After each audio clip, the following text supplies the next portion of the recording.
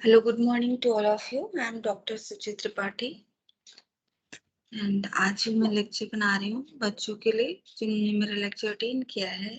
If there are any confusion or doubts or any query, so that they can solve all their queries from these videos. Okay, so let's start about international trade.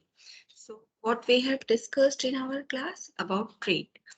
Trade क्या है? Trade is exchange of commodities and services. In simple terms, we have discussed. There are two types of trade: internal trade, which is also called domestic trade. When trade within the country, that means, example, trade between state to state. It is also called inter-regional trade. External trade, when trade outside the country from other countries, then it is called external trade. It is also called international trade. It is also called foreign trade. So, the basic theory of international trade is absolute cost advantage theory, which is known by Professor Adam Smith. This theory is given by Professor Adam Smith in his book Wealth of Nations in 1776. This is the base of this theory is base of international trade. Importance of international trade we can see by this theory. Okay, so this is the first theory of trade which we will discuss. So what is absolute cost advantage theory?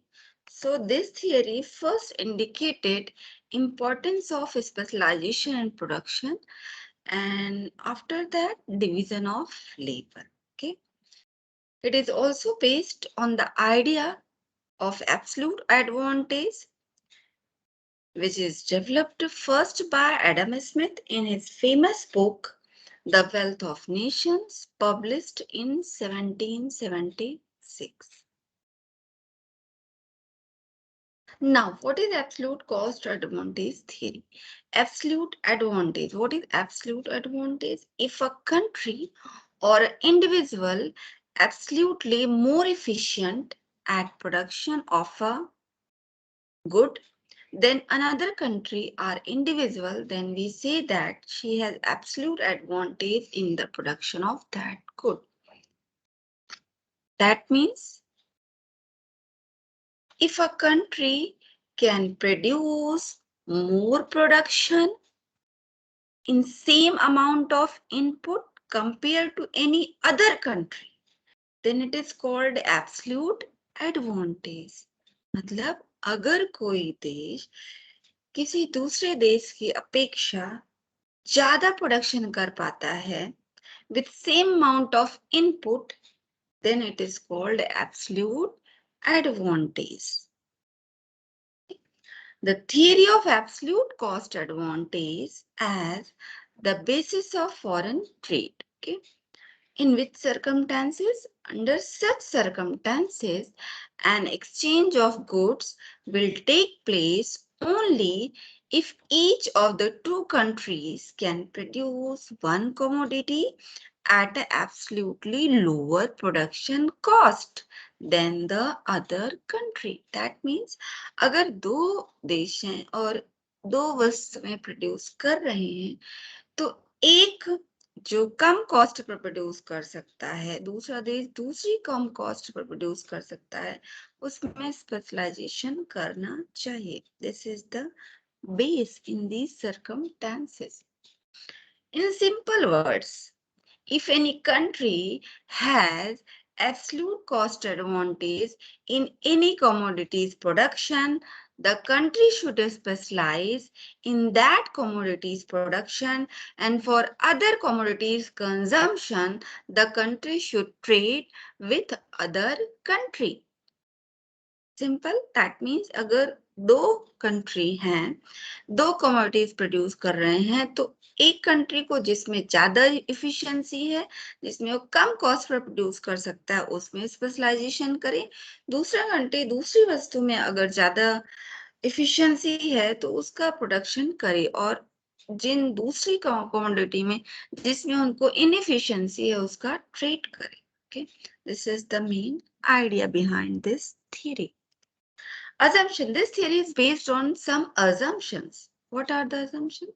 There are two countries. In our example, suppose A and B. Both the countries are producing two commodities. Suppose they are producing X and Y. Labor is only one factor of production. The supply of labor is unchanged. All labor units are homogeneous.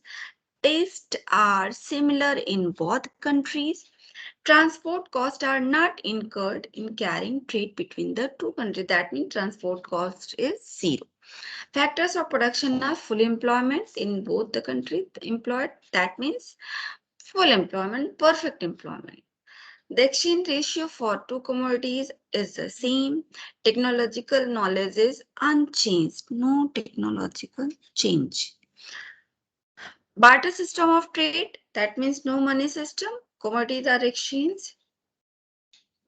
Factors of production are perfectly mobile within the country, but they are immobile outside the country. Free trade, that means no trade barrier or restriction on the movement of commodities from one country to another country. So here, this is the example. So here, according to this theory, we can see that two country A and B, and they are producing two commodities X and Y. And labor is only one factor of production. So we can see that by this table, a country, suppose a country is producing by one labor, producing per day 10 unit of X and 10 unit of Y. B country is able to produce 10 unit of X and 20 units of Y. Domestic exchange ratio, we can see that A country is able to produce 1 unit of X in place of 0.5 unit of Y, while B country is able to produce 1 unit of X in place of 2 units of Y. Okay, so this is the domestic exchange ratio in case we can see. So it is clearly from this table, A country has absolute advantage in production of X compared to B country. B country has absolute advantage in the production of Y compared to A country. So according to this theory, A country should specialize in production of X and B country should specialize in production of Y. Specialization means produce more, okay? Because they are getting efficiency. Now, what will be benefit? What gain they will by international trade?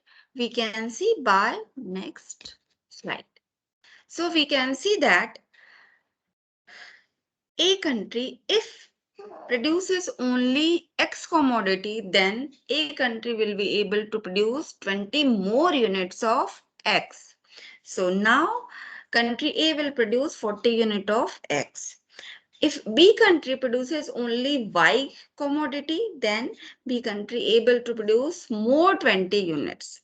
So we can see that now B country is if producing only Y commodity, then B country will able to produce 40 units. So we can see here that now we can see that world production of X commodity before trade it was 30, after trade it is 40. Y commodities production before trade it was 30 unit, after trade it is 40 units. What is the benefit? We can see that benefit by trade is 10 more units of X and 10 more units of Y.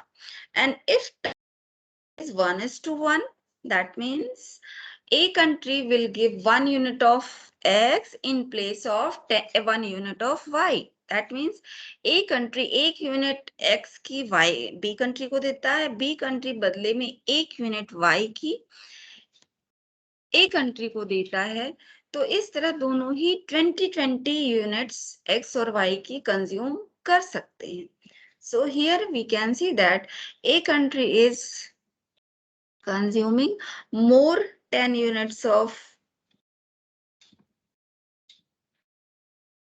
Y and B country is consuming more 10 units of X. They are benefited by the trade.